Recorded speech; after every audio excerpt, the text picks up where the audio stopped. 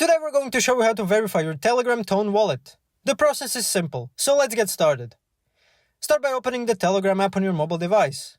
Tap the three lines in the top left corner to open the sidebar. From the sidebar, select Wallet to open your Telegram crypto wallet. Once the wallet interface opens, look for the Settings button and tap on it.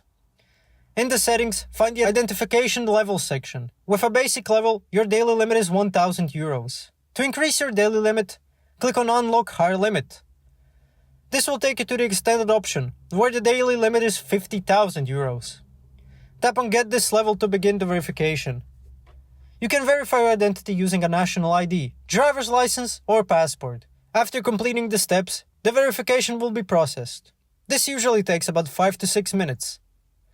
You'll see a notification that your wallet has been verified, and your daily limit has been increased to 50,000 euros. Thanks for watching. If this video was helpful, please like and subscribe to our channel for more tips and tutorials. See you next time.